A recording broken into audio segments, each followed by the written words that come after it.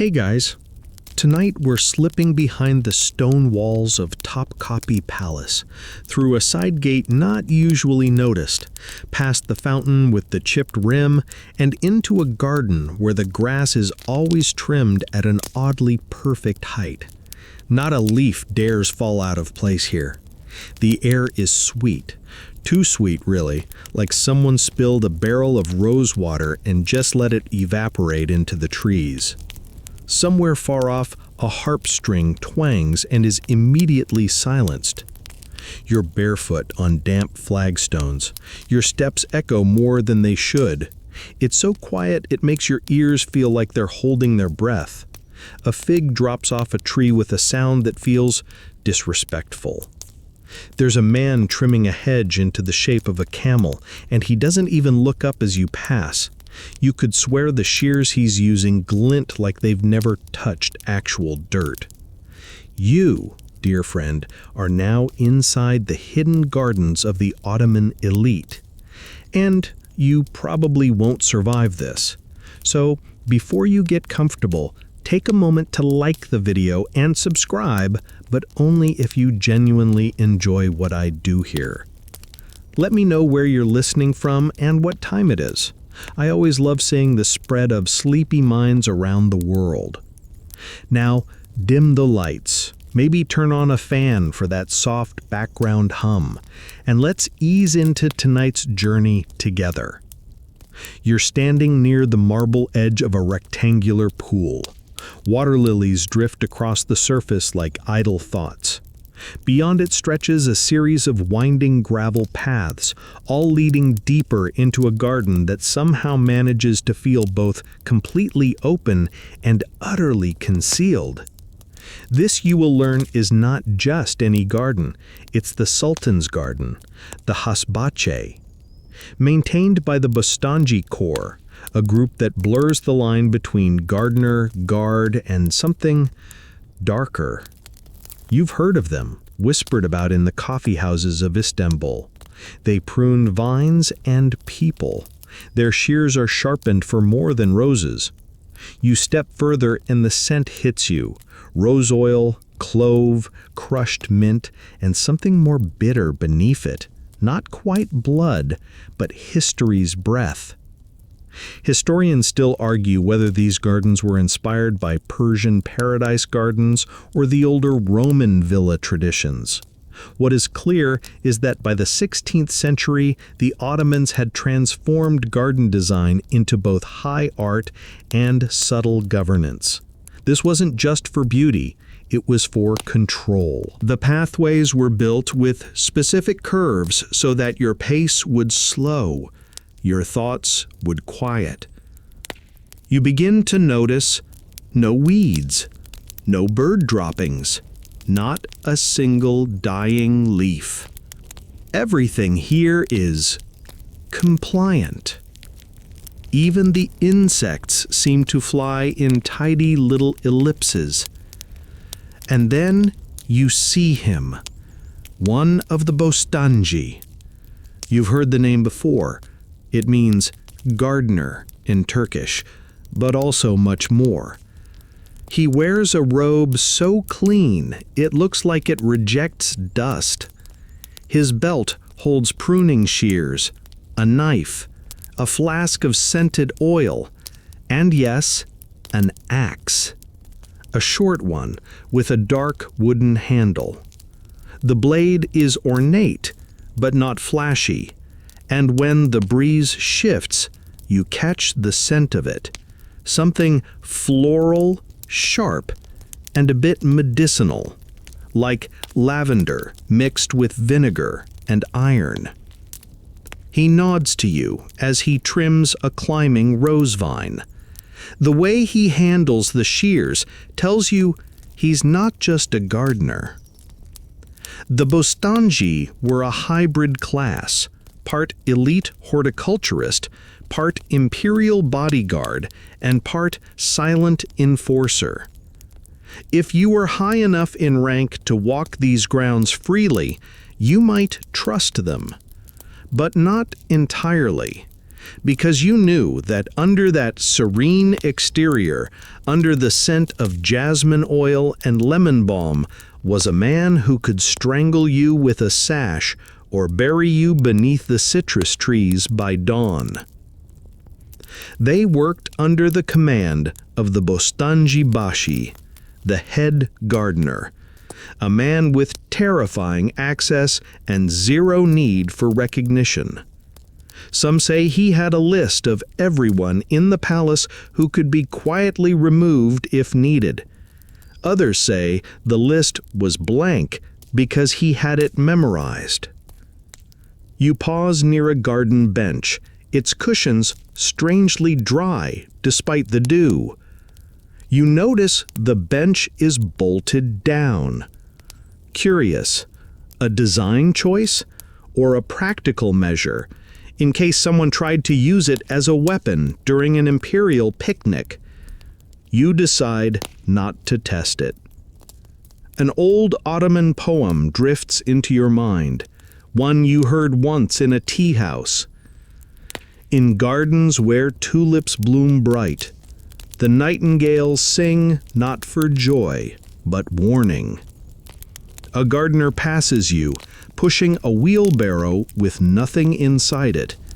He hums a lullaby, soft, minor key, the kind of tune that makes your bones feel like they're sinking into your skin. You trail him deeper into the garden, where the path split into tighter coils. These inner circles are more private.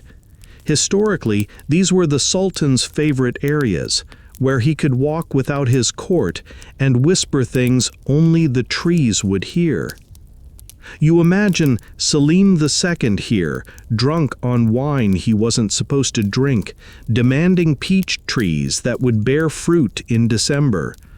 Or Ibrahim the Mad, staring at a goldfish pond, convinced the carp were listening in on his secrets.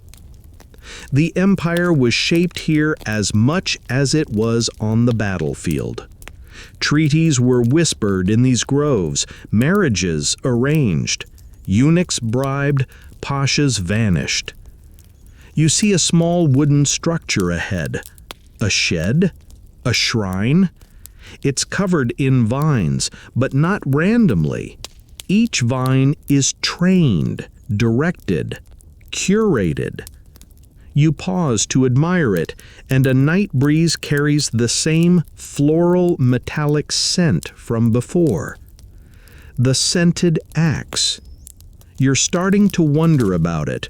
Why perfume it? Was it simply part of the palace's sensory branding? Was everything meant to smell like a dream so you wouldn't notice the nightmare? One mainstream theory holds that the fragrance was a deterrent for rot and rust. Practical, like adding citrus to a blade so the sap wouldn't corrode it. But others suggest more psychological reasons. The axe was symbolic, scented to signal purity or obedience. Or maybe irony, a clean scent before a dirty act. There's one story, totally unproven of course, about a Bostanji who executed a corrupt official under a lilac tree. They say the blade was soaked in rose and vinegar, and the last thing the man said was, "Even your axe smells cleaner than me." You smile faintly. You've come far enough tonight. The deeper garden waits, and the axe, still glinting, still fragrant, waits too. You're given a small wooden rake and a silken cloth. The rake isn't for raking, and the cloth isn't for cleaning. It's all part of the ritual. You learn quickly. Everything here is symbolic. Even the way you hold your tools matters. Thumb wrapped, not resting. Rake tilted just slightly eastward before setting it down. You watch others do it with practiced precision, as if the garden itself might judge sloppy posture. The Bostanji around you aren't talking, but they're communicating. One flicks a tassel on his belt, not decoration, but signal. Another kneels to trim a blossom just slightly too early in its bloom cycle. That, you're told, is a warning. You've officially joined the Ottoman horticultural ranks now, or at least the lowest rung. You're not planting carnations yet, let alone guarding sultans. No, today you're pruning back reeds by the pond, skimming insects off the reflecting pool with a cloth net, and making sure no frogs enter the royal portion of the garden. Apparently, frogs are unseemly. No one will elaborate. You're told something else, too. In this garden, nothing dies visibly. Leaves do not brown, petals do not curl. Everything must appear in permanent bloom. It's your job to keep the illusion alive, no matter how many wheelbarrows of hidden decay it takes. And it's a serious job. In the Ottoman court, appearances were power. That extended to everything: the shine on a eunuch's shoes, the fold of a janissary's sash, and yes, the alignment of rose bushes in the fourth courtyard. The garden wasn't an afterthought, it was a stage, and each plant was a line of dialogue in a play no one could ever admit was happening. Historians still debate the role gardens played in statecraft. Some insist they were simply meditative escapes, drawn from the Islamic tradition of paradise as garden imagery. Others point out that so many important imperial decisions were made under olive trees that it's impossible not to see political intent in the placement of a bench. You're beginning to notice how many of those benches face the palace windows, not toward the sun, not toward the flowers, toward power. One afternoon, while trimming the edge of a fountain, a senior Bostanji leans over and murmurs, "Do you know how many grand viziers met their end in gardens?" You shake your head. He nods toward a distant fig tree. That one's called the whispering tree. Not for the wind. You file that information somewhere deep in your brain under "Do not speak freely near trees." And then the training intensifies. You're woken before dawn, bathed, fed something like yogurt, but more bitter, as if your body needs to be slightly unsettled for the day ahead. You're handed a set of pruning shears carved with tiny tulip engravings. No one mentions their last owner. You spend hours learning how to walk silently over gravel. It's possible, barefoot. Roll your heel. Shift your weight to the outer ball of your foot. Try not to look like you're tiptoeing. The Bostanji do it with grace. You do it like someone who's late for a midnight snack. But you improve. You learn the rules of shadow placement. Not just where they fall, but how they frame you. A good gardener never blocks a guest's sunlight. A great one knows when to let the light fall across a noble's face just so, as if the heavens themselves were favoring him.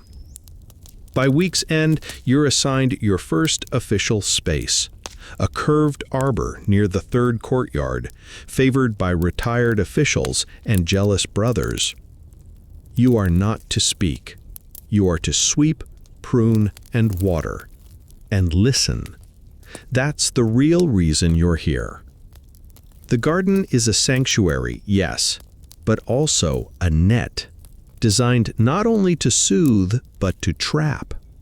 Here, words spill more freely. Something about birdsong and jasmine loosens lips. Men whisper things they shouldn't. Lovers speak truths. Dissidents grumble. And the Bostanji hear all. There's a reason the Sultan trusted them to guard not just his orchards, but his secrets. One slow afternoon, while misting a cypress, you overhear a conversation. Two men, one young, one older, argue softly about a grain tax. The younger says the Sultan is distracted, too in love with tulips and concubines. The older shushes him, but not before the word incompetent is uttered. You glance toward a nearby gardener. He's still trimming a rose bush, but his hand has paused, just slightly, long enough to mark the moment. Later that evening, those two men are gone. Their names are never mentioned again. No one even seems to notice, but the bench where they sat is scrubbed thoroughly. Even the cushion is replaced. You think you can still smell the echo of worry in the linen. You begin to understand. This isn't gardening. This is governance. You ask another Bostanji why the tools are always polished, always carried in a specific order on the belt. He smiles and says, because the garden is watching. He's only half joking. One fringe theory, rarely spoken aloud, claims the garden was designed by mystics, members of a Sufi order who believed in divine geometry. The placement of each plant, the flow of water, the scent paths on the breeze, they were all part of a spiritual system meant to maintain imperial balance. A slightly overgrown vine might mean imbalance in the court. A wilting magnolia could be a warning from the divine. You wonder, was that why the axe was scented? Not just for ceremony or superstition, but as part of this larger system. Aromatherapy as symbolism. Perfume as power. The fragrance guiding the hand that guided the realm. You sit under a jasmine trellis one evening and let the scent lull your mind. It's sweet, heady, almost too rich. You start to doze, and in that twilight space between sleep and waking, you hear it. Someone sharpening something. The sound is soft, rhythmic, almost musical. The axe. You know it's close, and not just in distance. It starts with a ceremony. Not a loud one. There are no trumpets, no drums, not even the faint clang of a cymbal. Just a gathering, before sunrise. In the garden, of course. Under the tall cypress trees near the fourth courtyard, where the palace shadows are still long and protective, like sleeves draped over secrets. You're told to arrive barefoot, your robes freshly pressed, hands washed in rosewater. No perfumes of your own. The only scent allowed in the space is that of the garden and what is given to you. You kneel on a woven mat, its pattern curiously floral, but not quite any flower you recognize. Beside you, 6 others do the same. Novices, candidates. You're not told what to call yourselves. You've been training for weeks, but this is the moment that makes you real, or removes you entirely. The Bostanji Bashi arrives. You don't look at him, you're told not to, but you feel him, like gravity shifting slightly. He walks slowly across the stones, the whisper of his robes quieter than the wind. There's a faint clink as something metal brushes against his knee. The scent hits you before you see it. Clove, lemon, something sharp and herbal, maybe thyme or mint. It's mixed with oil, musk, and the faintest trace of vinegar. And beneath that, iron. The unmistakable mineral note of a blade that's been cleaned, polished, and dipped in perfume. The scented axe. He holds it lightly in one hand, like someone offering you a chalice. You wonder if it's the same axe every time, or if there's a whole rack of them somewhere, each with its own personality. Maybe one is cedar-scented. Maybe one smells like marjoram and dread. This one smells expectant. You're told to place your hand on the flat of the blade, not the edge. The metal is cool and oddly smooth, like it's been touched by thousands of fingertips before yours. Probably has. One by one, the others do the same. Then the oath begins. You repeat phrases you barely understand in full, but you feel the weight behind them. To tend, to hear, to keep. To prune what must be pruned. To never let the garden rot. You swallow hard on that last one. A few of the others fidget. One recites too fast and is pulled gently to the side. You don't see him again that day. Or ever. When it's over, the Bostanji Bashi presses a scented cloth into your hands. It's white, embroidered, and damp with the same oil that coats the axe. He nods once and disappears as silently as he arrived. No applause, no feast, just the wind through the willows and your pounding heart. You're now part of the brotherhood. From that day, you're allowed access to new areas of the grounds. Walled gardens where the fruit trees grow impossibly in season, where small fountains whisper the names of long-dead sultanas, if you listen just long enough. You find yourself trusted with rare seeds and sensitive information in equal measure. And the axe? You don't carry it, not yet, but it's always there. Symbolically, the axe represented the dual role of the Bostanji, beauty and discipline. It trimmed branches, but also ended bloodlines. The fact that it smelled like an apothecary didn't make it less dangerous. It made it more unnerving. That contradiction, the elegance of death, was the whole point.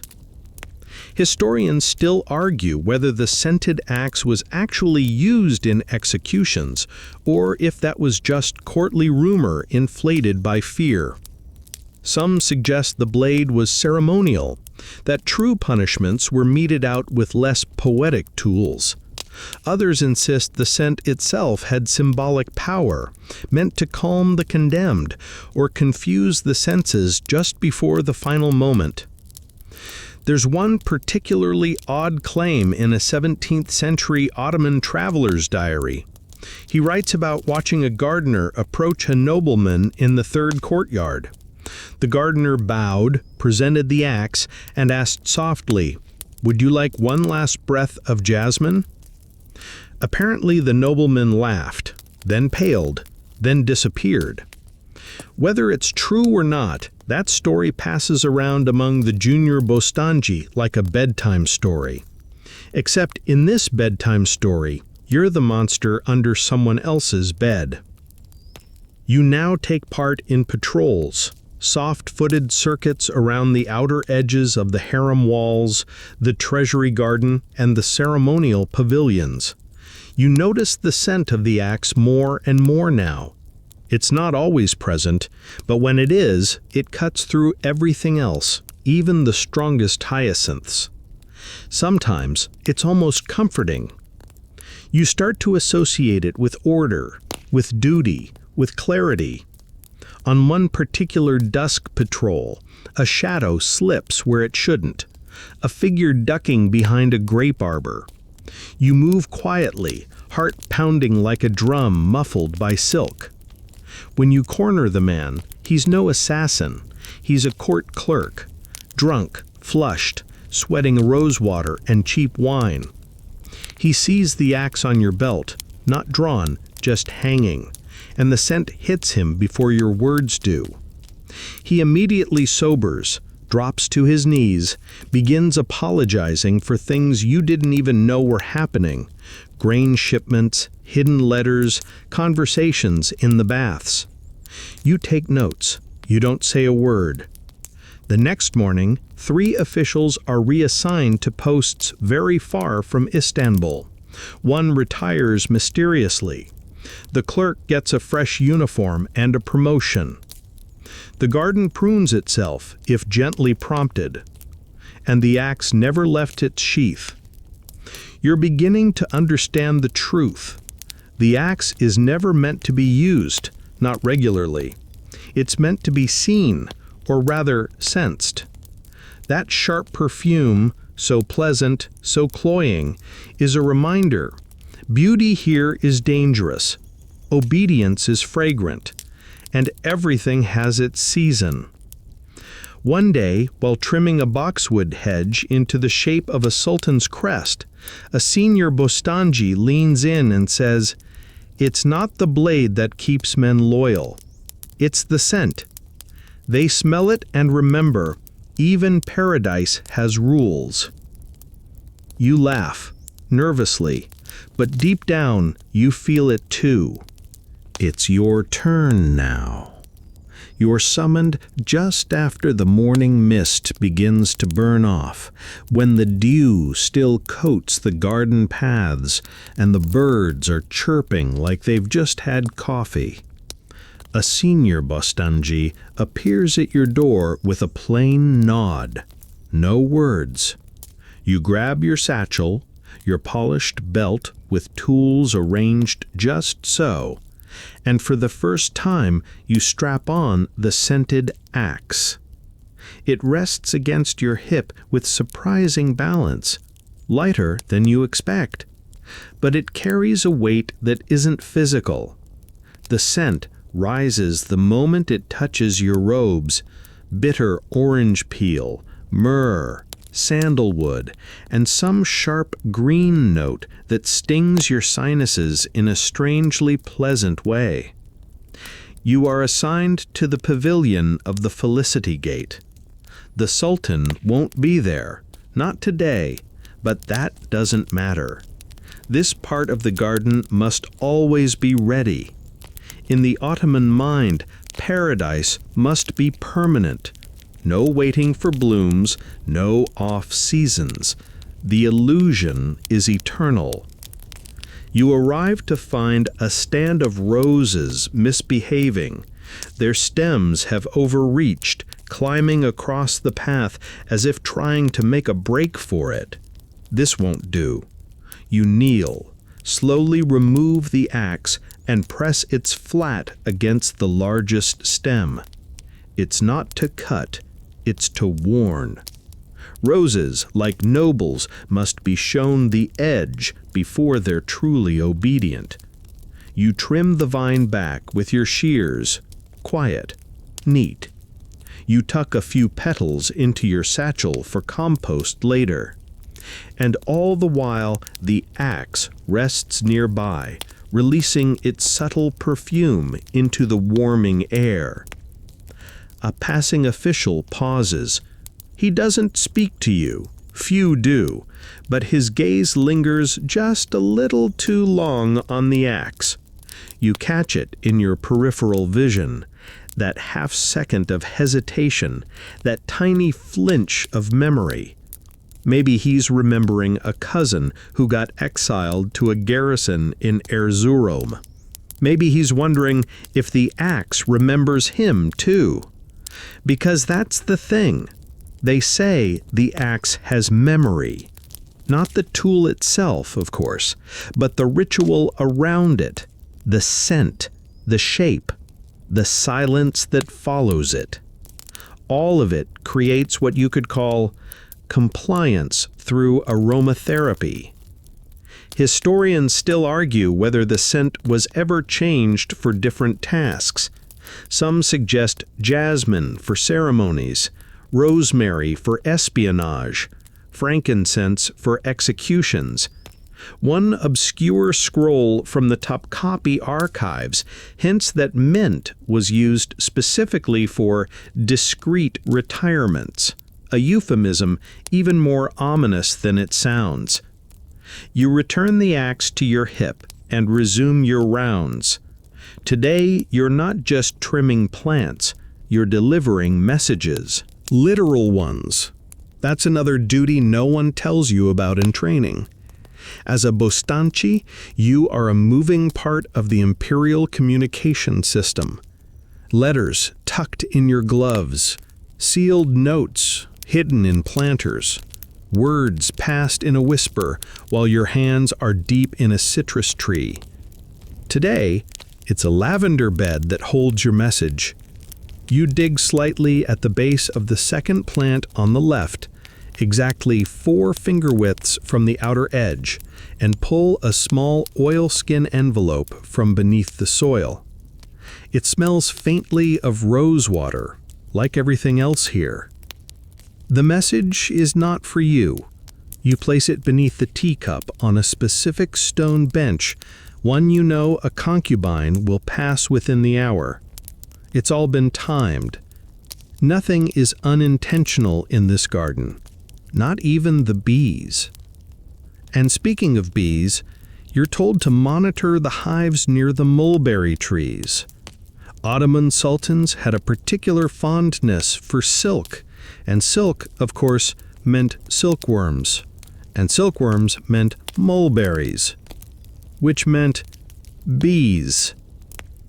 Everything is connected. One of your tasks is to scent the hives with a diluted version of the axe oil. It's supposed to keep pests away, mites, hornets, thieves. You're not sure it works, but it certainly makes the bees smell nicer. As you work, an older gardener joins you. He's silent for a long while, and then says, "Did you know the first sultan to carry a perfumed axe was Mehmed the Conqueror?" You blink. That seems theatrical. You want to say, "Are you sure?" but you know better. Instead, you nod respectfully. He believed, the old man continued, that if you take a life, it should not leave a stench. The garden must remain clean. That's the part that sticks with you. The garden must remain clean. A garden this beautiful, this symmetrical, this unnatural, it demands its own form of justice. There are no natural accidents here, no wild weeds, no stray dogs digging holes. Everything is pruned, placed, and, when necessary, removed. That's where the scented axe comes in. Not always used, but always ready. There's one story, possibly apocryphal, probably embroidered over the centuries, about a bostanchi who walked into the Sultan's private orchard and found a young prince attempting to steal apricots. The prince laughed, said something flippant about tasting power early. The bostanchi simply took out his axe and set it gently on the stone path beside him. Didn't lift it, didn't threaten, just let the scent rise. Sweet, sharp, unforgettable. The prince never entered the orchard again. Later, he became sultan. Reigned for years. Never smiled at an apricot. Power has a smell. That's the lesson. By mid-afternoon, the sun is hot and the air thick with lavender and citrus. You've returned to the pavilion courtyard to sweep fallen petals from the walkways. A scribe is pacing nearby, muttering calculations. He glances at your axe, swallows. He says, "You're new. I can tell by the way you carry it." You stiffen, unsure if that's a compliment. Then he adds, "Don't worry, you'll smell like it soon enough." He leaves you there with that. Just those words, and the gentle creak of the wind through the fig branches above. You don't know exactly what he meant, but you suspect it has something to do with permanence. That one day, the scent of the axe won't cling to you, it'll come from you. As if the garden has claimed you, like compost made man. You look at the blade resting at your side. For now, it's still scented, still ceremonial. But you wonder how many carried it, convinced it was only symbolic, until it wasn't. They say the tulip was just a flower, but here, in this garden, in this empire, it was a revolution in disguise. Velvety petals wrapped around dangerously delicate egos. You're trimming the edge of a parterre this morning, neat squares of hyacinths and bluebells, when the head of plant cataloging walks by muttering in frustration. "Too much red," he complains. "They'll think we're favoring the Caramanli faction again." Red, apparently, is not just red. It's a message. Everything is. In the Ottoman garden, the very arrangement of flowers was a political tightrope, especially during the infamous tulip era, Lale Devri. It began in the early 18th century when Sultan Ahmed III, thoroughly fed up with war and bookkeeping, decided beauty might just be the best form of governance. Tulips became his obsession. Not just any tulips, rare ones, striped, twisted, purple-edged, green-veined, cultivars with names longer than palace hallways. He demanded they be bred, displayed, gifted, and of course, secretly hoarded. Tulip bulbs were traded like cryptocurrency. A single rare bulb could buy you a vineyard or end your career. And you, Junior Bostanji that you are, find yourself tangled in this strange web of petals and paranoia. One morning, you're given a single bulb in a velvet pouch. Instructions: plant it beneath the marble sundial in the Sultan's inner orchard. You're not told what kind it is. You're just told it must bloom before the end of the week, or someone might lose a pension. You do it, of course. You dig the precise hole. You mix the soil with compost made from boiled fig skins and leftover saffron tea. You whisper a prayer that probably sounds more like bargaining. Historians still argue whether the tulip era was a genuine cultural renaissance or an aesthetic distraction from a collapsing treasury. On one hand, it saw new art, public fountains, and elaborate parties with fire-lit floating tulips on the Bosphorus. On the other, grain prices skyrocketed, corruption bloomed like mildew, and the Sultan seemed more concerned with petal stripes than troop movements. But in the gardens where you work, the tension was always subtle. You learned quickly that planting the wrong tulip could be a career-ending offense. There was a story of a gardener who, in a fit of mischief, or stupidity, planted a Dutch hybrid next to the Sultan's favorite Ottoman strain. The resulting color clash was so offensive that the man was reassigned to Anatolia to dig irrigation ditches. He wasn't executed, just transplanted. And then came the real danger: tulip theft. You're stationed one evening near the third fountain, sweeping petals, when you notice a figure crouched too low near the royal border bed. He's not a gardener, you can tell. He's dressed too finely. Too many rings, not enough calluses. He's got his pouch open. He's lifting bulbs.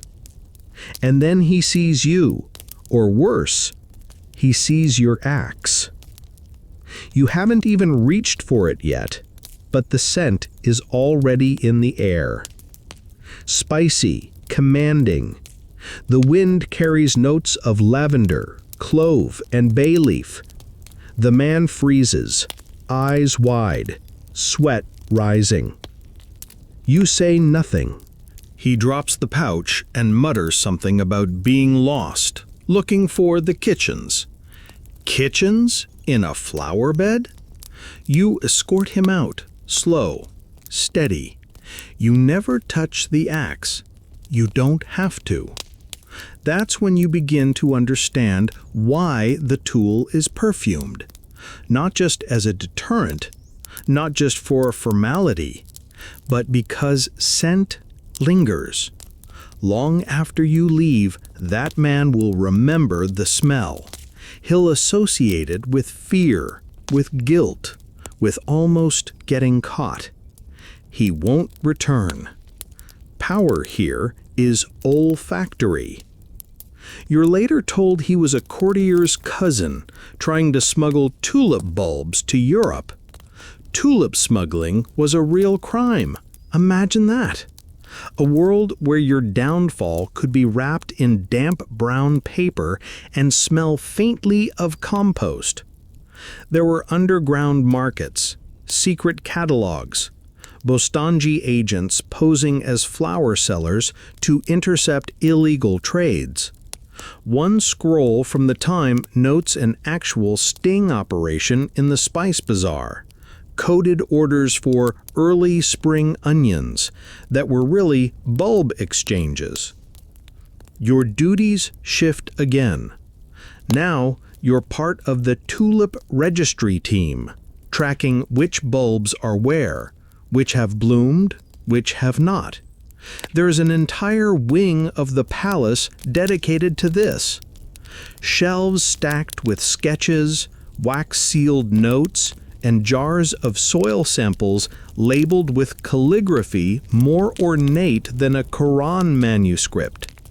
It's obsessive, but in a strange way, soothing.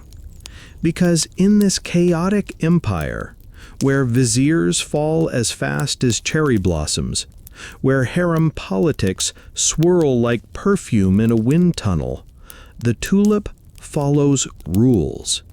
It needs light, water, rest. It has no interest in betrayal. One of your mentors, a long-bearded Bostanji who smells faintly of cinnamon and wet stone, tells you this: the tulip teaches patience. Even the Sultan cannot force it to bloom. And yet, people tried. You attend one of the infamous tulip nights. Private, of course. Lanterns shaped like flowers are floated across the palace pond. Musicians play zithers hidden behind orange trees.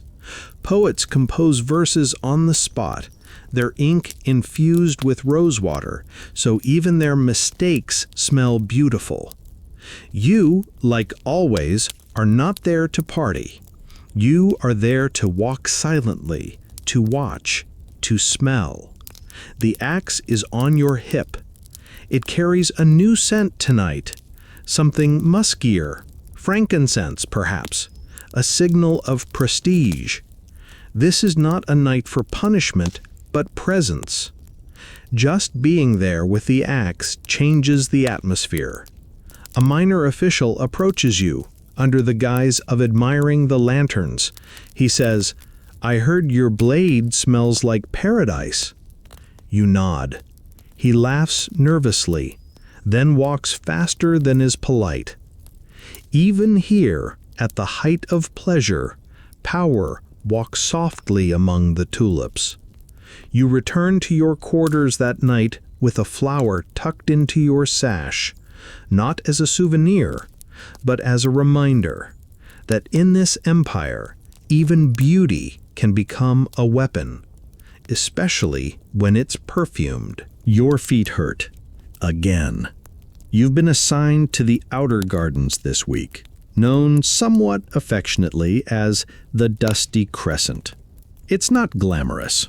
There are no tulip beds here, no trickling fountains, no concubines dropping silk scarves accidentally for you to pick up and pretend not to notice. No, out here it's all mulberry trees, squash vines, and piles of horse manure that nobody wants to claim responsibility for. But it's peaceful in a different way, and important.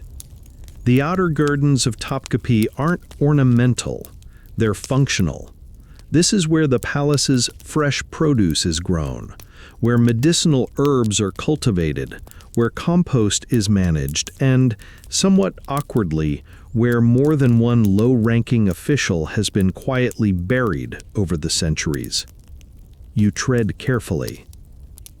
You're stationed near the olive terraces today, pruning low branches and keeping an eye on the wall walk above. This section is more exposed, less perfumed.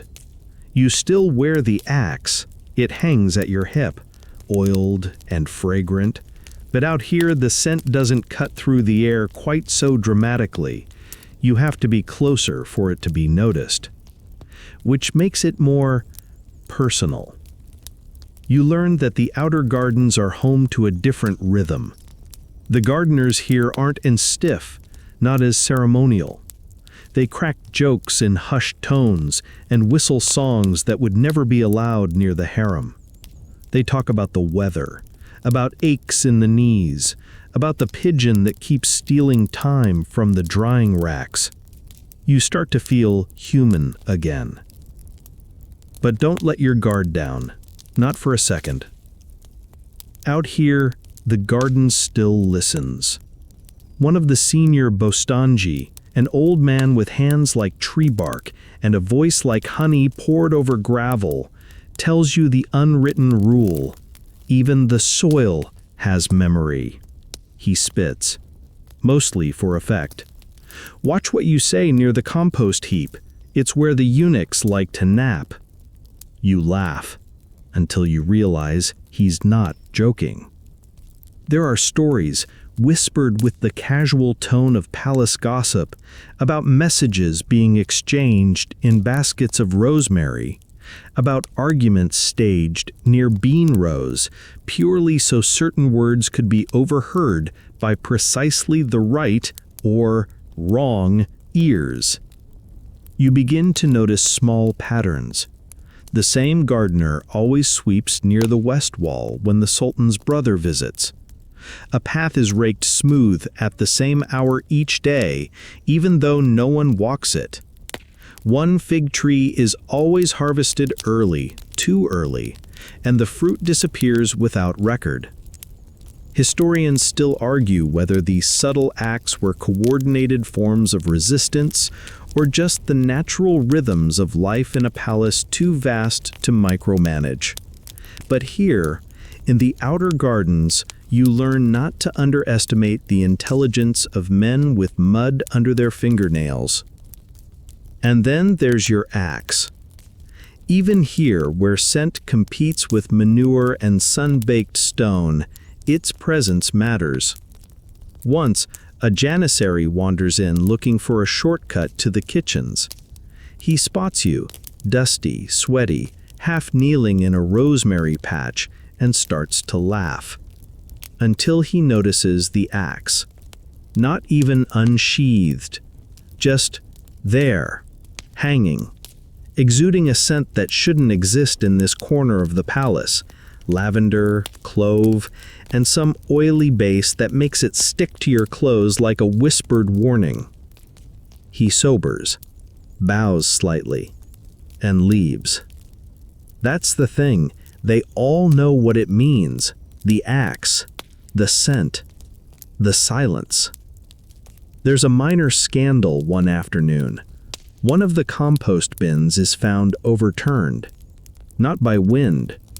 Someone rooting through it. At first, no one says anything. But later, a rumor surfaces.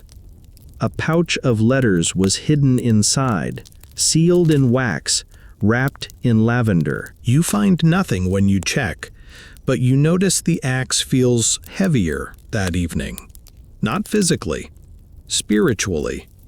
You polish it. The scent blooms under the cloth. This one smells more like myrtle than usual. Sweet and sharp, almost medicinal. You sleep poorly. The next morning, you're reassigned to the herb terraces, specifically the mandrake plot. Yes, that mandrake. It's not a plant for beginners.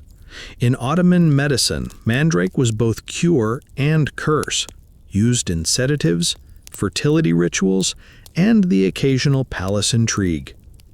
The roots, twisted and vaguely human-shaped, were said to scream when pulled, though no one in their right mind believed that anymore. Still, no one volunteered to touch them, which is, naturally, why you've been sent. You're to trim the surrounding hedges and remove any growths that seem unnatural. That's the actual wording. You don't ask for clarification. You approach with care. The axe, again, is unsheathed, not to cut, but to carry. Its scent, stronger today, seems to calm even the garden. You half joke to yourself that if mandrakes do scream, the fragrance might just lull them to sleep. There's something about scent that transcends language. It's primal, deep. You start to wonder, was that part of the logic behind the scented axe? Not just ceremony or intimidation, but a kind of psychological disarmament. A sultan could command armies, but the Bostanji, they commanded scent trails. There's a document buried in the palace archives that mentions the practice of scenting executions. Not the bodies, gods no, but the tools, axes, sashes, even the floors of the execution chamber. The idea was that no foulness, no spiritual stain should linger in paradise. And the palace, remember, was paradise on earth. Clean blade, clean scent, clean conscience. You spend the rest of the week among the herbs. Basil, rue, oregano, tarragon. You learn to pluck their leaves without bruising them, to harvest in silence, to bury secrets in the roots when asked. And always, the axe is with you. Not drawn, just present. A guardian, a message, a memory. You start to realize that in the Ottoman world, scent was a form of governance. Fragrance marked borders between the harem and the divan, between ritual and rebellion, between survival and silence. Out here in the outer gardens, among the mulch and the bees, you feel it most of all. This place may be less polished, less perfumed, less observed, but here, too, the garden must remain clean. There's a moment, late in the afternoon, when the shadows fall just right across the orchard wall, and every fruit tree seems to lean in. That's when the real gardeners, the trusted ones, start doing the strange work. You're invited into a small grove today. Apricots on one side, pears on the other. Nothing unusual, except the layout doesn't make sense. The trees aren't spaced evenly. Some are planted in twos, others in staggered zigzags. From above, say from the tower where certain officials keep watch, it might look random. But standing here, raking leaves, you notice something. The trees form shapes, letters. At least they could. Ottoman Turkish is written in Arabic script, after all, curving, looping, flowing from right to left. You squint at the apricots. Is that a gem? Could the pear trees be forming a noon? Or are you just tired? One of your mentors sees you looking too long and chuckles softly. "Don't stare too hard," he says. "You'll start reading things you shouldn't." He isn't wrong. The Ottoman gardens, especially these silent zones, were not just about plants. They were codes and chlorophyll. Messages grown slowly over seasons, meant to pass meaning without a single spoken word. You begin to understand, in a world where speaking could cost you your tongue, or worse, silence was power. And what better medium for silent communication than a garden? Historians still argue whether these tree-based codes were ever truly intentional. Some say they were just rumors, gardener myths passed down to keep juniors like you from getting bored. But a few records, quiet ones, mention orchards being rearranged after certain viziers fell from grace. And one cartographer, known for his imperial garden maps, once scratched a note in the margin of his scroll. The figs now curve toward Persia. Subtle. Chilling. Today, you're pruning vines near the peach trellises. You've been given strict instructions on how many leaves to remove, how many fruit to leave behind. Not for the health of the tree, but for the health of the message. Each missing peach is a gap, a space in a sentence. You think you're being paranoid, but then you spot another gardener 2 rows over. He clips a branch, steps back, tilts his head, then reattaches a single flower with a loop of silk string. That's not gardening, that's editing. The garden has become a text, and the scented axe is punctuation. When you're assigned to carry messages again, they're even more cryptic than before. One note reads simply, "The lemons have turned too soon." Another, "The left path is overgrown." You never see a reaction, but 2 days later, someone's quarters are empty. Another man appears in his place, smiles too wide, voice too careful. You begin to feel the tightness of the work. Not fear, exactly, but tension. The kind of tension that rides under your skin like a stretched string. You start to dream in plants. You hear fig leaves rustle and think someone's calling your name. You ask your mentor one morning, half jokingly, "Are we gardeners or writers?"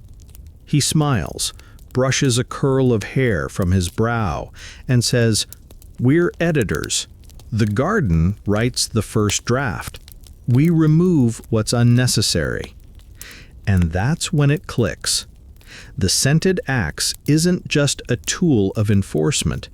It's a red pen, sharp, fragrant, final. One day, you're told to inspect the pomegranate hedges near the ambastorial path. These are ornamental, of course, but they're symbolic too.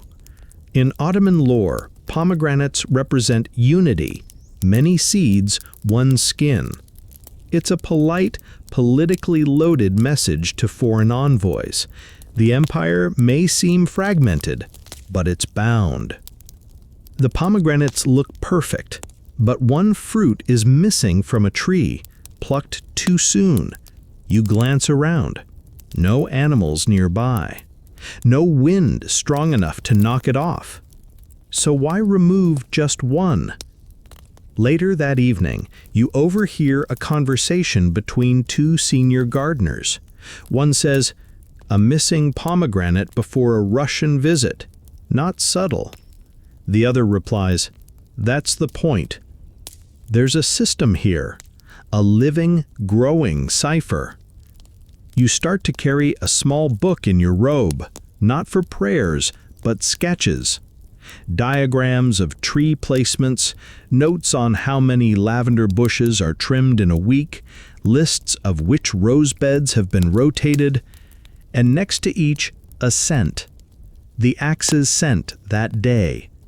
Was it heavy on cardamom, minty, citrus forward? You're starting to realize the axe isn't just for warning or killing or status, it's part of the language. Its scent communicates mood, the garden's tone. It says, "Today we're watching," or "Today we're merciful." You even hear whispers of a more complex system, one in which the combination of plants and axe scent acts like an imperial cipher. clove-scented axe plus hyacinth garden equals a policy warning. Frankincense plus iris beds equals upcoming dismissals. Rosewood plus sunflowers, no one's sure, but someone once lost a fortune the day that combo bloomed. There's one Bustanji, quiet and slightly limping, who claims the entire assassination of Sultan Osman II was signaled through a late cherry blossom and a cedar-scented axe. You scoff, but only on the inside, because honestly, at this point, it wouldn't surprise you. That night, you dream again. This time, you're in the orchard, but all the trees are made of ink. Their roots grow into scrolls. The fruits are wax-sealed letters, and when they drop, the ground shudders. You wake up with the smell of sandalwood on your hands. The axe is lying across your lap. You don't remember placing it there. The message has been sent. You were just the vessel. They wake you in darkness. No candles, no words, just a soft tap on the door. Twice, then a pause, then once more. It's the summons. You dress quickly. Tunic, sash, soft boots.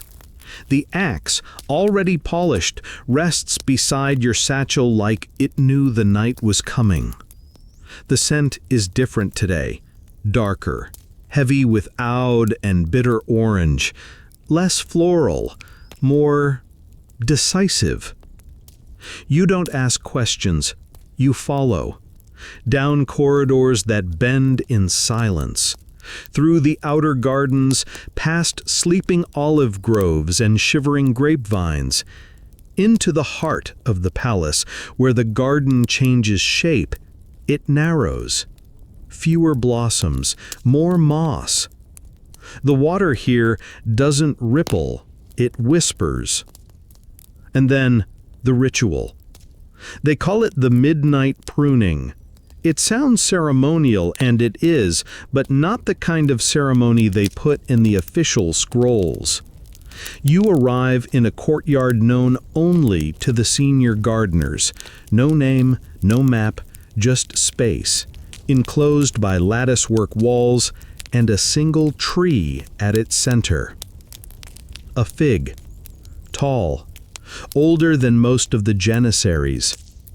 Around it stand 5 Bostanchi, robes darker than night, their axes glinting with faint oil sheen.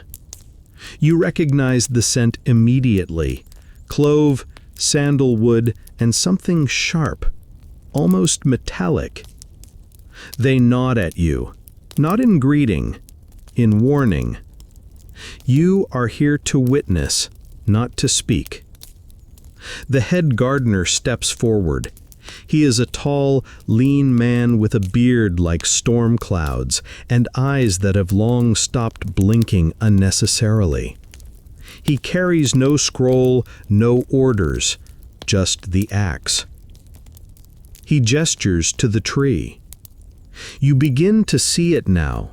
Certain branches are tied with silk thread, not randomly.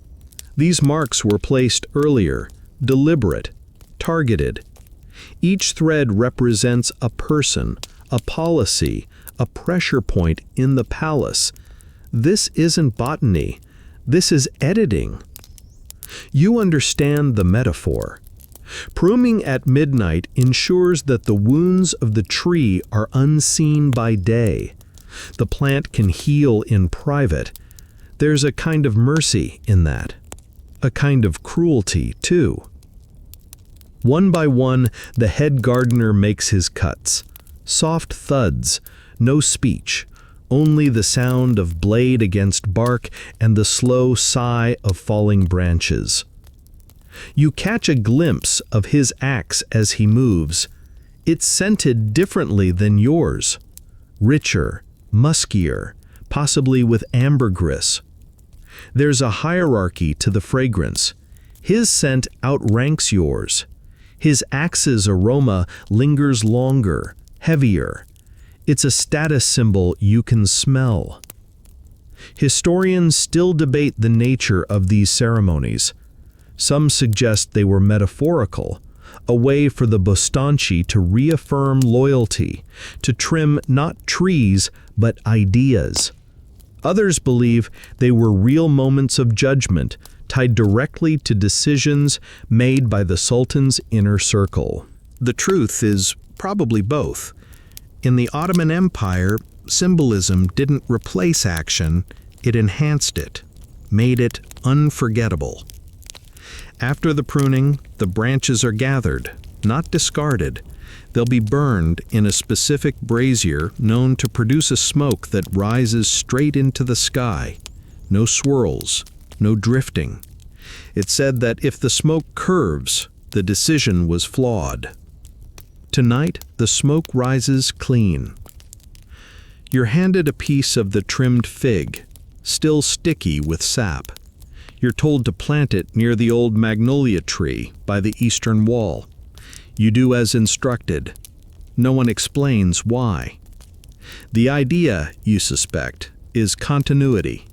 Even the removed pieces of the garden return in some form.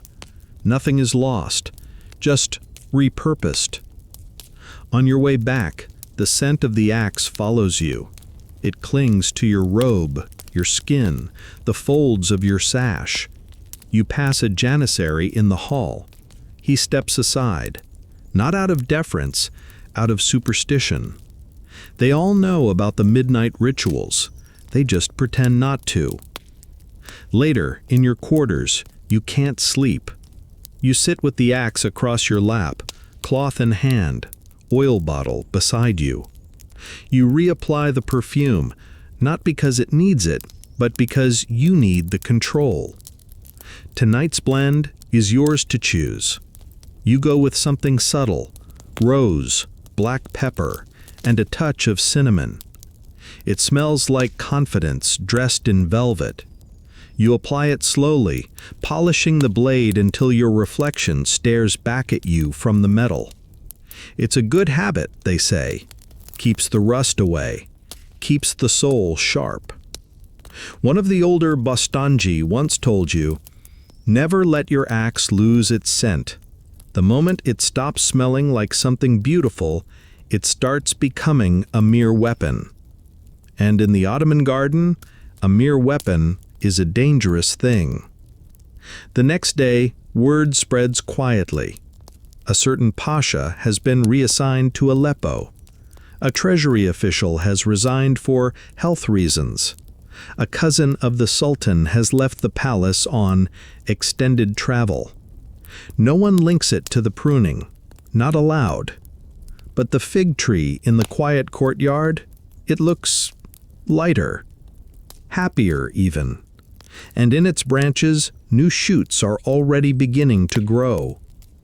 The garden heals fast. You return to your duties with a slightly heavier step but a clearer mind. The ritual wasn't just about removal, it was about responsibility. You've seen it now, up close, and you've understood what your place is. You're not just a man with an axe. You're the hand that shapes the story. One petal, one leaf, one fragrant cut at a time. It begins with a scarf. You're trimming mint along the harem wall, a delicate job, given both the plant's stubbornness and the proximity to people with enormous power but very little sunlight. When you spot it, a length of silk, pale blue, embroidered with faint pink tulips, caught gently on the edge of a thorn bush. It's positioned almost too perfectly, as if placed. You pause. You glance around. No one visible. But of course, you're never really alone near the harem. Behind the lattice screens and stained glass windows, someone is always watching, listening, breathing. You retrieve the scarf, tucking it neatly into your belt. You know what this is. It's not laundry. It's a message. You move on, hands in the mint, mind replaying every training lecture on discretion and etiquette. The Bostonji are expected to keep their eyes forward, especially here. This garden borders the private quarters of the Sultan's wives, concubines, and female relatives. It is the quietest section of the entire palace, and also the most dangerous. Because here, in this carefully shaded enclosure of roses and climbing vines, politics takes on a different scent. One that's sweeter, more poisonous, cloaked in jasmine. The scarf is only the beginning. Later that day, a folded scrap of parchment appears in your watering can. It's sealed with wax. No insignia. Inside, a poem. The rose leans toward the wall too soon. A gardener may wish to prune. You fold the note once, then again, until it's small enough to vanish in your palm. The next morning, you find a trail of petals, purple hyacinth, leading from the date palms to the lemon grove. They don't belong there. The hyacinths are grown 3 courtyards away. This is not random. You follow the petals. They stop at a tree. A woman's voice, very low, speaks from the other side of the trunk. The mint has grown strong this year. You answer carefully. Too strong, perhaps. It may crowd the basil. Silence. Then, he favors her. The new one. Another pause. Then, she plans to plant herself deeply.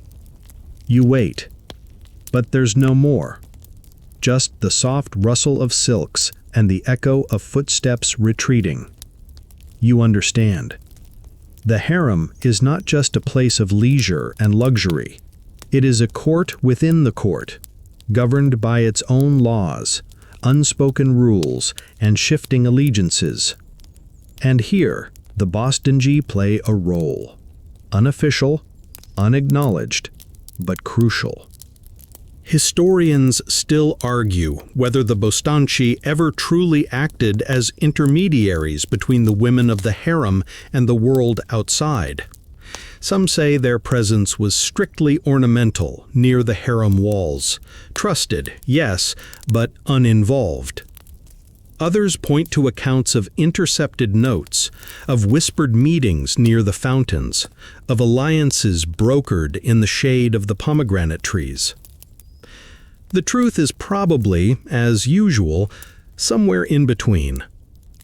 You become a regular figure along this path now, tending to the roses, fluffing soil, appearing always just when needed and never when not. You speak rarely, but you are spoken to. Sometimes it's a coded compliment. Your pruning of the plum tree was exquisite. Sometimes it's a warning. The fig tree seems to rot from the inside. Sometimes it's just silence, prolonged and expectant, hovering behind the lattice. The axe on your belt becomes a talisman. Its scent, today something like neroli and cardamom, signals not aggression, but presence.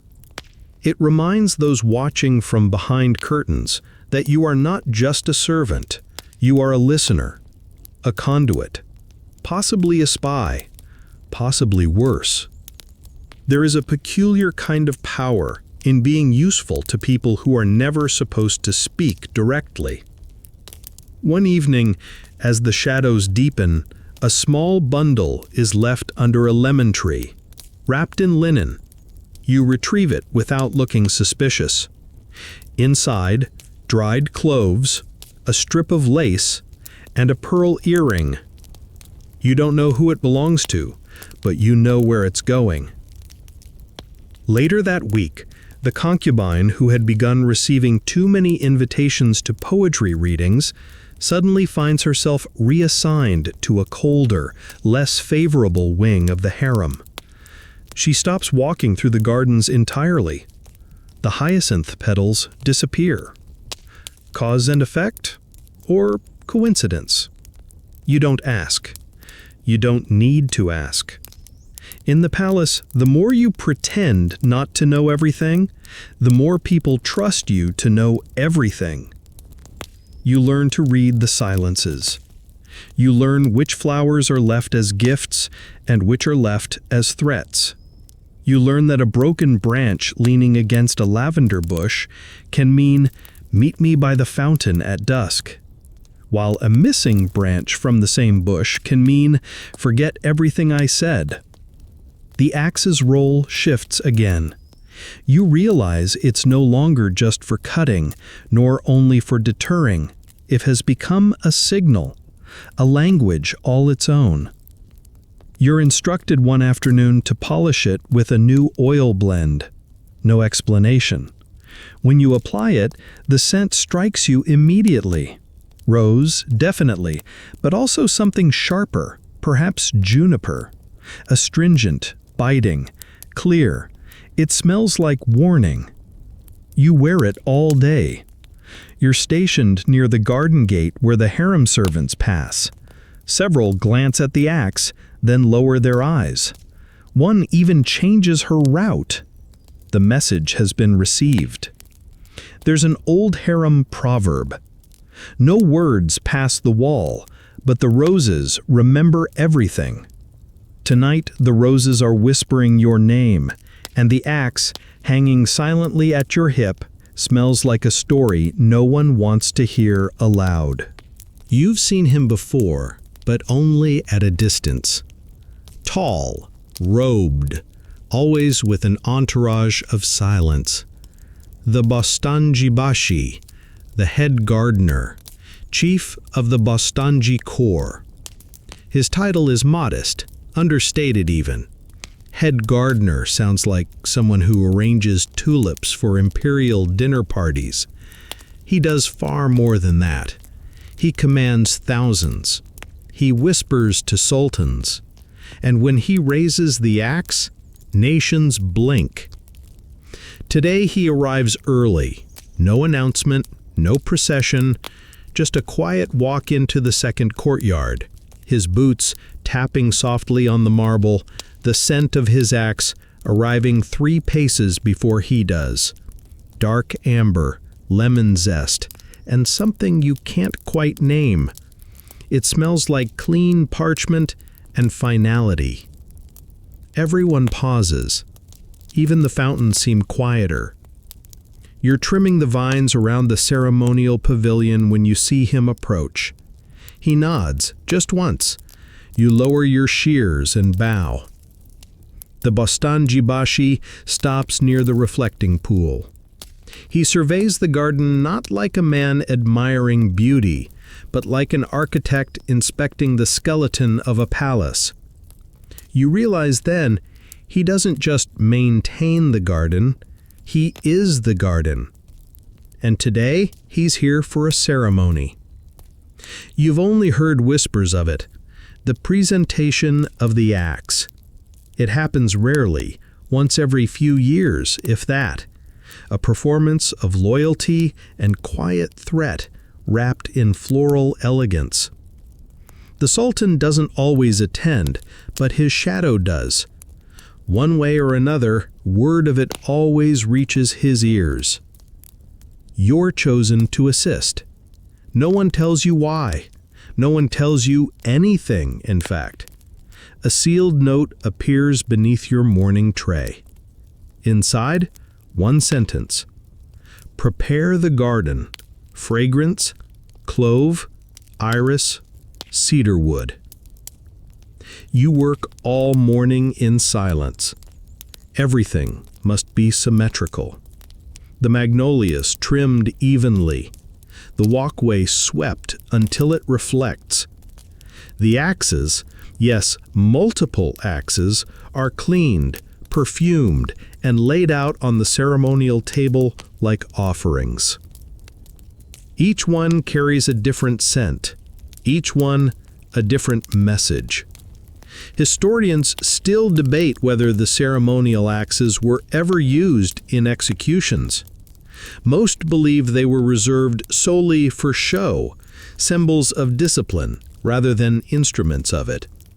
But some accounts describe the bostanjibashi selecting a scented axe from the table and using it before the scent faded. The duality is the point. At midday, the other bostanji form a loose semicircle. No one speaks. The air is rich with fragrance, so thick you can taste it. Clove and cedar, rose and myrrh. It's overwhelming, a floral fog of power. The bostanjibashi lifts the central axe. It's heavier than the others. Its handle is inlaid with ivory tulips. The blade has been honed so finely it could slice through paper mid-air. But more than that, it glows. Not literally, but in the way certain objects do when they carry history. The kind of history people don't write down. He turns the blade in the light, letting the scent rise. Iris for clarity, cedar for strength, clove for memory. You realize the scent is a message not to the nose, but to the brain. Each note means something. Each combination is a phrase in a language only the garden speaks fluently. Then he does something unexpected. He steps toward you. You try not to flinch. He extends the axe, not as a gift, as a test. You take it with both hands. It's warm somehow, heavier than it looks. The scent clings to your skin like ink. He doesn't say a word. You know what he wants. You kneel, lower the blade to the stone, let the fragrance rise. You hold it there, not cutting, not threatening, just presenting. And then, from the far archway, a procession.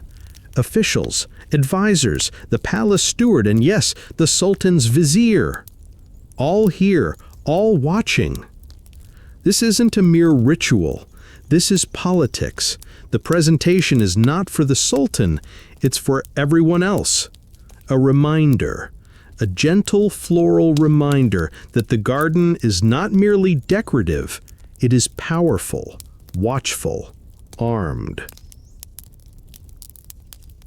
The vizier approaches, eyes sharp. He stops 2 steps from the blade. You lower your gaze. You don't need to see his face. You feel the hesitation in the air. He smells the axe. Everyone does. Then the bostanjibashi speaks. First time today. His voice is smooth and deliberate. The garden remains in bloom. The vizier bows, just slightly. May it never wilt. And just like that, the tension releases. Everyone exhales as if they've been holding their breath since dawn. The ceremony concludes. The officials drift away, eyes darting, pretending not to care what just happened. But you know they care. You return the axe to the display table, wipe the blade, reapply the scent, 2 drops of clove oil, 1 of iris, 1 of cedar wood, just as instructed. As you walk back toward the vine wall, your heart finally slows. That wasn't just a performance, that was a threat. Wrapped in petals, delivered with poetry. You think of something your mentor once said while clipping lemon trees. Power doesn't need to shout. Sometimes it just needs to smell expensive. And now you understand. In the Ottoman court, violence wasn't always loud. It was perfumed, polished, carefully choreographed in full view of the innocent and the guilty alike. And the Bostanji Bashi? He wasn't just the gardener, he was the choreographer of fear. It starts with a headache, a strange, creeping pressure behind your eyes. It's not illness. You'd know if it were. This is different, like your body knows something before your mind does. You're standing near the orchard wall, checking the alignment of citrus trees, when the smell hits you.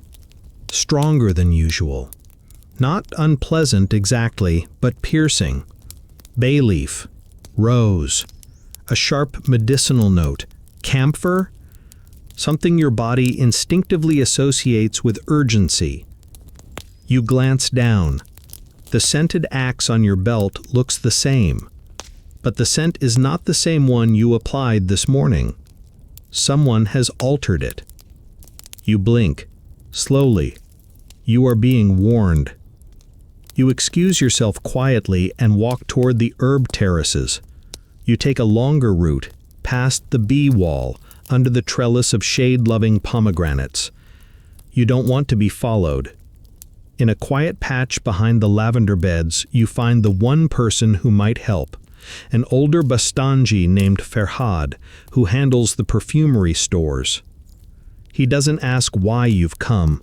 He simply uncorks a small vial from his apron. You smell it. Camphor, lemon verbena, crushed green cardamom. He raises one eyebrow. That's what you're wearing today? You shake your head. It was clove and rosewood. This isn't mine. Ferhad nods, unsmiling. It's not a mistake, he says. It's a message. You already knew that, but hearing it makes the headache worse. In the garden, scent is never arbitrary. The wrong fragrance on an axe isn't just an accident. It's a statement. Maybe even a sentence. You sit down on the cool stones and try to piece it together. Historians still argue whether the Bastanji ever developed a formal system of scent codes, a way to communicate through the specific combinations applied to their ceremonial tools. No solid records exist, but legends persist. One French envoy wrote in his travel journal that a lemon-scented axe once preceded the exile of 3 ministers. He thought it coincidence. You don't. Ferhad explains. Camphor means illness or suspicion. Verbena is urgency, not danger yet, but a push, a suggestion to act quickly. And cardamom, you ask? Memory, old business, something unresolved. You feel your stomach turn. This isn't a general warning. It's personal. Later that evening, you search your quarters for signs of tampering.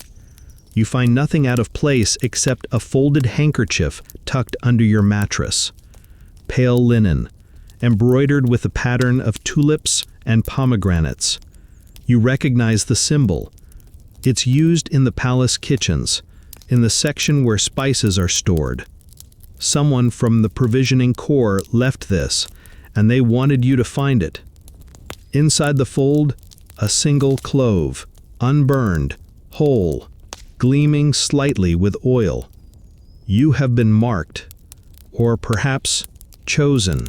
You carry the axe to the fountain near the scriptorium. You sit beside the water, watching moonlight dapple across its surface, the breeze carrying scents from every direction. Rosemary, jasmine, that faint camphor again. You're joined, wordlessly, by another Bastanji, a quiet man named Jamil. He's younger, quieter than most, and usually stationed far from your section. He leans close, eyes on the water. You were near the royal ledger last week, he murmurs. You nod, replanting the citrus near the scribe's windows. There was a discrepancy, he says, in the mint deliveries. 2 crates short. You raise an eyebrow. That's worth changing my axe's scent? He shrugs. Mint is code for names. 2 names are missing. You let that sink in. Someone altered your axe not to punish you, but to remind you, or perhaps to recruit you. You're not being threatened, you're being looped in. That's the most dangerous part, because now you're carrying a scent that others will smell and respond to. You are, willingly or not, a messenger. You begin to pay closer attention to the responses. When you pass a scribe, he bows slightly deeper than necessary. When you walk near the infirmary, the healer at the door tightens her veil and turns away.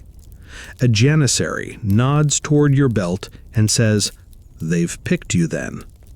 You don't ask who they are. The garden knows. The garden always knows. You return to your quarters that night and strip off your sash. You wash the blade of the axe, not to remove blood, but scent. You scrub it clean, then reapply your original blend: clove, rosewood, cedar, familiar, calm, neutral.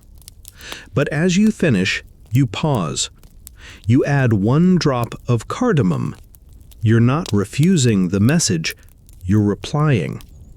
In the morning, someone leaves a small gift outside your door: a sprig of mint and a silver pin in the shape of a fig leaf. No note, none needed. You begin to understand the deeper function of the scented axe. It's not just a weapon, not even just a signal.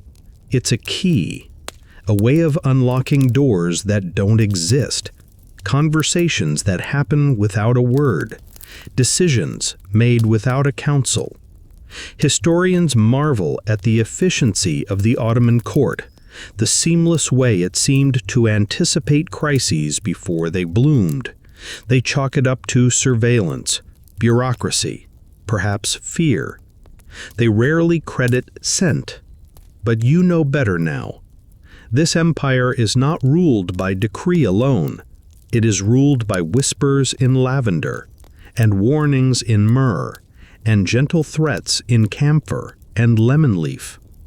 And somewhere beneath all that perfume, you, axe-bearer, mint trimmer, silent editor of the living palace, are now part of it. The birds are too quiet. You've spent enough mornings in the imperial gardens to know how they should sound. Doves cooing near the stone basins, sparrows rustling around the apricot trees, the occasional sharp cry of a parrot that someone smuggled in from India and never had the courage to remove. But today, it's still, not peaceful, paused. You're near the fountain in the 5th courtyard, polishing the brass fixtures and misting the basil with rosewater. And then you see it.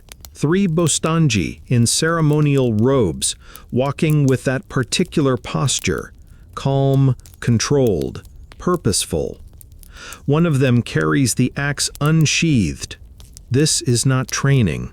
This is an action. You step aside gently. They pass without a word. But the scent lingers, and it is unmistakable.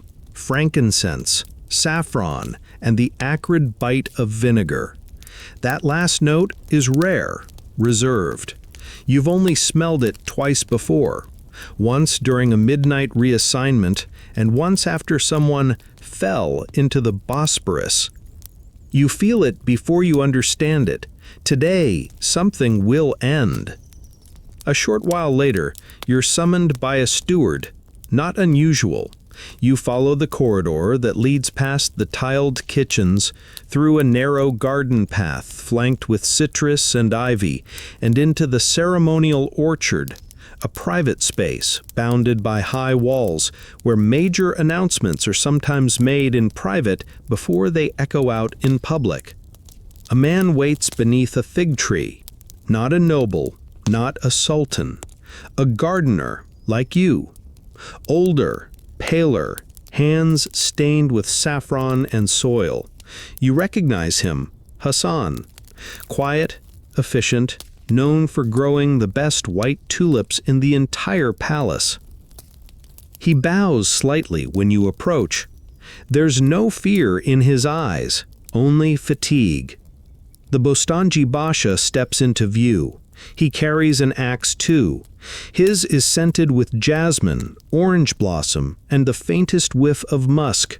He nods to you. Stand witness. You nod back. This is a formal act, a sanctioned removal, but it is not a public one. Hassan has been judged, by whom you don't know, and today his role in the garden ends. Not in anger, not in punishment, in pruning. Historians still argue whether the Bostanchi ever acted as executioners. Some say yes, especially for members of the court too dangerous to exile and too delicate to execute publicly. Others claim the executions were metaphorical, removals, demotions, transfers. You're about to learn the truth. The ceremony is quiet. Hassan kneels, not trembling, not pleading. The Bostanchibashi places his scented axe on a cloth beside him, not to strike, but to bless. Then he speaks the ritual phrase, "Even the tree that bears sweetest fruit must sometimes be cut to save the orchard." Hassan kisses the cloth. You step forward, holding a shallow bowl filled with perfumed water, lemongrass and rose, the blend used for final washings. You pour it over Hassan's hands. It trickles over his skin, mixing with the dirt and tulip oil. He thanks you, and then he is led away. Not killed, replanted. He will no longer tend the Sultan's tulips. His new post is far away, in the border province of Karaman, where the air is dry and the flowers are few. It is a quiet exile, a graceful removal. But make no mistake, it is final. You remain behind to clean the site. A few petals, a folded apron, a list of duties now yours to inherit. You pick up his axe. It still holds the scent, saffron, thyme, memory. You carry it to the perfumery chamber and carefully disassemble it. The head is polished, the handle stored, the cloth wrapping burned. That's the rule. When a Bostanchi is removed, so is his scent, permanently. No memory remains in the air. You wonder, who made the decision? The Sultan? The Vizier? The Bostanchi Bashi himself? Or did Hassan volunteer? You remember his face, not frightened, not defiant, just ready. That night, in your quarters, you polish your own axe. You refresh the scent. Rose, lemon balm, 2 drops of cinnamon. You carry it to your patrol, passing along the west wall of the harem garden. A eunuch nods, a scribe looks away. They've heard, they know. Word travels fastest in silence. You think about what Hassan taught you. He once said, while showing you how to tie up a sagging jasmine vine, sometimes the branch doesn't need to be cut, it just needs a new direction. You wonder if he knew then what his direction would be. There's a moment, just before sleep, when you see it all clearly, how the garden shapes not just flowers, but fates. How the scent of an axe can determine a career. How pruning isn't always death, it's transition, the gentlest kind of erasure. Historians may never agree on what truly happened to men like Hassan, but you will remember the fig tree and the scent that vanished with him. You're no longer surprised when the garden tells you things before anyone else does. You've come to understand the way a dropped petal, A trimmed bush or a missing scent from a familiar pathway can whisper of politics more clearly than any scroll. But what still catches you off guard is just how much the Bostanci see, how far their duties stretch beyond what anyone ever suspects. Today, you are summoned before dawn, a shadowed figure at your door. No explanation, just the phrase, "Bring the axe," clove and mint. You know the blend well. It's standard for routine palace inspections. It signals discipline, but not judgment. Clove for presence, mint for alertness. Together they say, "We are watching, but not punishing. Yet." You follow the silent guide through a route you rarely take, past the bakery's tiled courtyard, through the torchlit path under the bronze trellis, and into a quiet stone building attached to the outer wall. You've never been inside this part of the palace. The floor is lined with gravel to muffle footsteps. The windows are narrow. One wall is entirely taken up by shelves of bundled scrolls, each bound in silk and tied with string. On a small table sits a set of garden maps, but these aren't for pruning. They're for surveillance. This is the records room of the secret patrols, an unofficial arm of the Bostanci. The public believes you're all flower trimmers, fountain sweepers, quiet decorators of imperial calm. But now you know. The Bostanci are also the eyes of the Sultan. And this room is where his garden breathes. A senior officer greets you, not the Bostancibashi. He's too high-ranking for this work. This man is lean, alert, with a streak of silver in his hair and the kind of stare that reads your posture like it's a confession. He hands you a small note, neatly folded. Inside, 5 names. No titles, no explanations, just names. You look up. He nods. Today, we observe. Not interrogate, not arrest. Just observe. And so begins your first patrol as part of the Bostanci's Shadow Division, the garden's secret police. You're assigned the fountain route, winding paths that pass through the informal meeting spaces used by scribes, lesser officials, and visiting scholars. There are no locked doors here, but much is still hidden. You're told to wear the axe openly, scented heavily. So you do. The clove rises first, warm and familiar. Then the mint, sharp and bright, slicing through the morning air like a polite warning. Historians still argue whether the Bostanci ever truly served as a full intelligence network. Some say the Sultan relied more on his viziers and personal eunuchs for whispers. But the sheer reach of the Bostanci within palace grounds, their presence in every courtyard, garden, bathhouse, and alley, makes their role as secret observers all but certain. And now, you're one of them. The names on your list drift past you, one by one. You see a scribe with ink on his fingers, muttering something into a lemon tree's bark. He glances at you, sees the axe, and clears his throat too loudly. You see a treasurer's assistant hand a folded cloth to a janissary. They exchange no words, but their fingers linger longer than needed.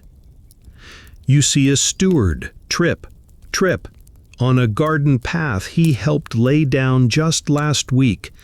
The performance is awful, but you play your part. You help him up. You brush off his robes. You notice the clove oil on his sleeves. Coincidence? Unlikely. You record nothing, of course. That would be improper, but you memorize everything. Later, back in the records room, you recount your observations in the coded language of the Bostanji. The lilies at the eastern gate grow more tightly than expected. A fig was picked before its season. The mint reaches toward the jasmine. Each phrase is transcribed, logged, and stored. Not for immediate action, but for pattern recognition. Because that's how corruption blooms here. Not in shouts, in habits, in silence, in garden metaphors. You begin to understand why the axe matters so much, not just as a weapon, but as a presence. It says, someone is watching, and someone who knows how to use both steel and scent. You begin using a new blend for your inspections. Clove for presence, yes, but you add 2 subtle layers, angelica root and white musk. The former is cleansing, the latter nearly imperceptible unless someone's already afraid. It works. One afternoon, a minor chamberlain visibly sweats when you pass. He tries to cover it by offering a compliment about the orchid beds. You respond with a smile, and the phrase, "Ah, yes, orchids bloom best when watched carefully." He doesn't return to that walkway for 2 weeks. Another man drops a pouch near the fountain and flees before you can approach. Inside, a list of guest names for a recent feast with 2 curious additions. One dead, one disgraced. Mistake? Message? You don't need to decide. You just report. You learn that power doesn't need to shout when it smells good. You wonder how many people in the palace live in quiet fear of fragrance. How many associate the scent of clove and cedar, not with gardens, but with guilt? How many wake at night wondering whether they've smelled too much on someone else's robes? There's a saying among your fellow shadow Bostanji. If the tulips lean, we don't ask why. We just measure where. One evening, just before sunset, you catch a glimpse of something rare. 2 axes resting side by side on a bench in the perfumery. One is yours. One is someone else's. Their scent is darker, bolder, myrrh and burnt orange. You realize another gardener is watching you. You say nothing. You just freshen your blade, tighten your sash, and step into the garden again. It's not just flowers you're pruning anymore. It's narratives. There's no official summons this time. No note tucked beneath your tray. No nod from a steward. No garden path swept in an unfamiliar pattern. Just one word, whispered beside the lemon tree as you pass. Come. You recognize the voice, Semil, the quiet Bostanji who once explained the mint code to you. But when you turn, he's gone. Only a trace of cardamom clings to the air. You don't need more. You make your way across the palace in the early dark when the lamps are dimmed and the flowers close up like eyes that don't want to see. The familiar scent of your own axe, clove, cedar, and one soft thread of orange blossom comforts you. It's the scent you've always chosen for balance, for clarity. But tonight, there is no balance. You are being asked to do the unthinkable. You reach the Garden of the 2 Fountains, a seldom-used courtyard reserved for sensitive matters. The hedges here are higher, clipped not into decorative peacocks or tulip crests, but into screens, visual barriers. You hear the water, but not the wind. You smell the jasmine, but not the coming storm. Two men stand waiting. One is the Bostanji Bashi, the other is veiled. Not uncommon. You've heard of veiled messengers, veiled princes, even veiled sultanas on rare high-level walks. But this one wears a robe dyed the deepest green, a sign of the prophet's lineage, royal blood. You bow low. The Bostanji Bashi does not waste time. He hands you a scroll, unmarked, light. It feels empty. You do not open it. You know better. Then he places his hand on your shoulder. He says, "There is a branch that is grown beyond its purpose. Tonight we prune it." The veiled figure says nothing. But you smell the air around him, myrrh, sage, black rose, the scent of endings. You say nothing. You are handed a second axe. Not yours. It's older, the wood darker, the scent deeper, frankincense, bitter almond, and something metallic. It smells like memory. You carry both. You walk in silence. You know where you are going before they say it. The private library courtyard, behind the Sultan's own quarters. A place very few enter, a place even fewer return changed. The target is already there. Not a criminal, not a foreign spy, not a traitorous official. A gardener. You know him. His name is Halil. He trained with you. He taught you to keep ants out of lemon roots. He once shared a cinnamon bun with you on a festival morning when everything else felt too loud. And now he stands quietly beside the water channel, hands folded, robe pressed, belt empty. His axe is gone. You understand. He is not resisting. He has accepted. The Bostanji Bashi does not explain why. He never does. You only know what you're told. His branch has grown too far. Maybe he passed a message too directly. Maybe he chose a scent he wasn't permitted to wear. Maybe he simply knew something too long. You step forward. Historians still debate whether the Bostanji ever executed their own. Official records are clean, too clean.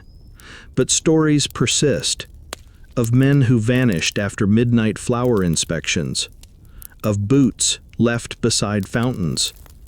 Of axes returned without their owners. You don't know what story you are now part of. All you know is that Halil bows. You bow back.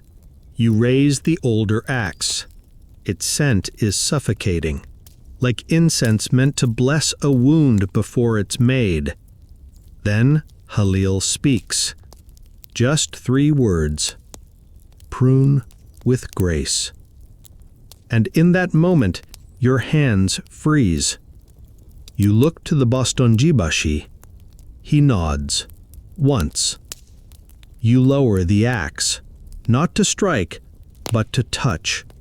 You place it, flat, against Halil's chest. A ceremonial gesture. A mercy. A message. He is not to be killed. He is to be forgotten. That, perhaps, is worse. You accompany him to the outer gate. His robes are exchanged for gray linen, his sandals for bare feet, his scent for nothing. No exile, no prison, just removal.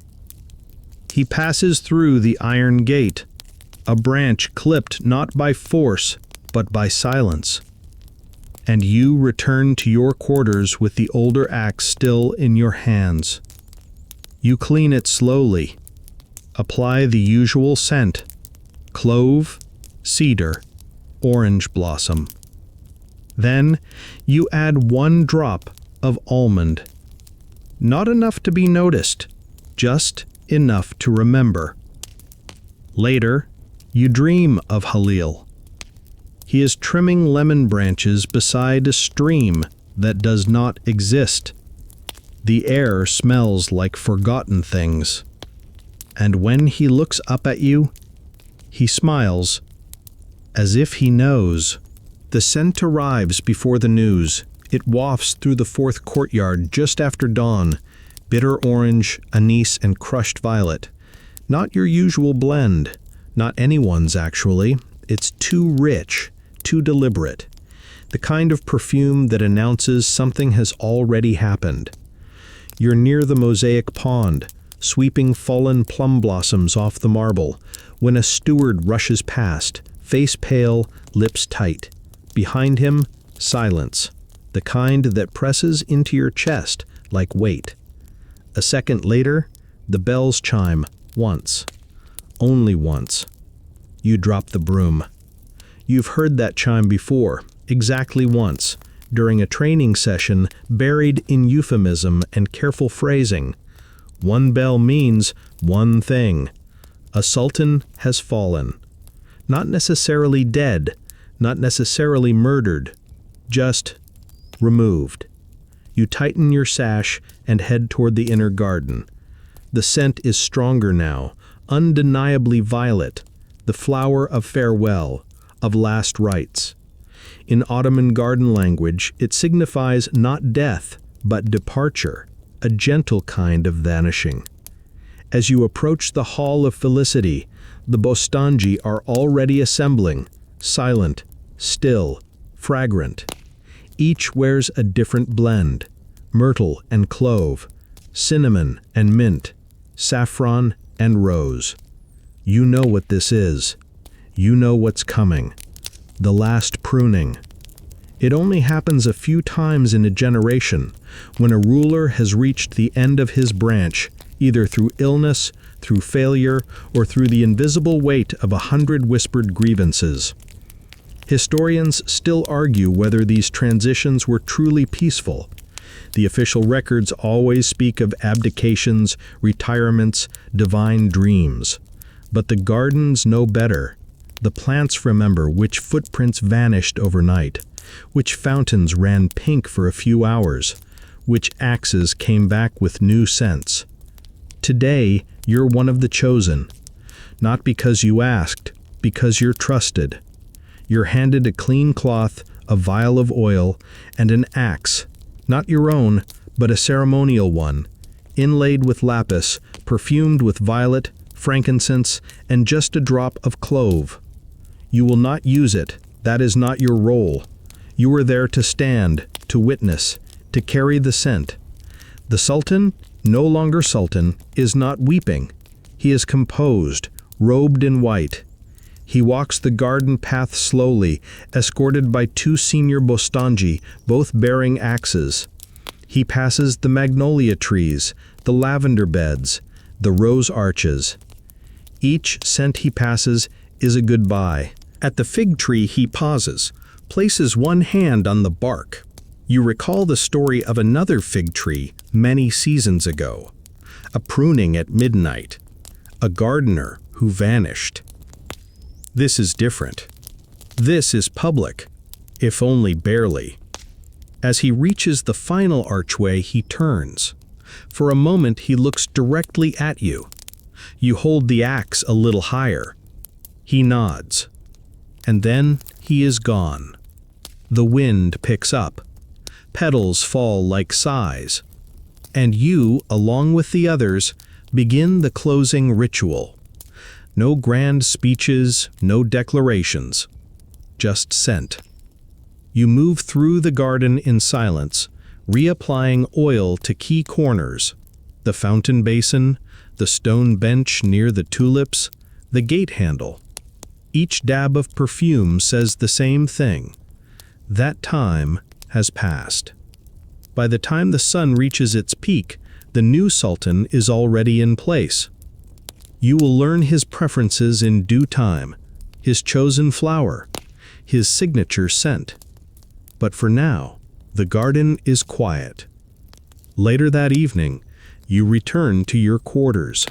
You open the perfume case. Select a modest blend: sage, orange peel, myrtle. You polish your own axe carefully, wiping away the ceremonial residue of violet and frankincense. You are not mourning, you are preparing. Because in the garden, no flower blooms forever. You sit by the window, listening to the wind through the citrus trees. And as the scent fades into the warm night air, you understand what no historian will ever quite capture: that in the Ottoman palace, the sharpest blade was always quiet, and it always smelled divine. Now let the night settle in around you. Let the scent of clove and rosewood drift softly through your thoughts, and feel the weight of the garden, centuries of it, pressing gently on your shoulders, not as a burden, but as a blanket. Your axe is resting now, clean, balanced, quiet. The perfume has softened into the folds of your robe.